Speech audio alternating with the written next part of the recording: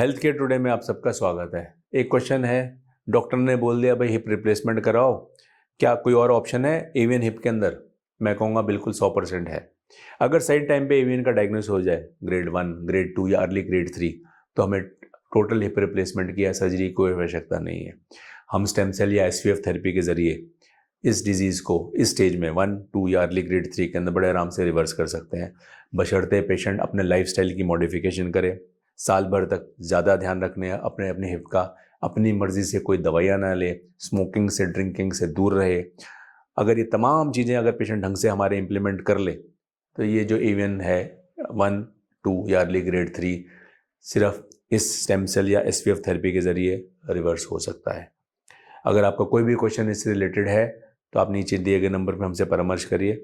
हम रखें आपका ख्याल।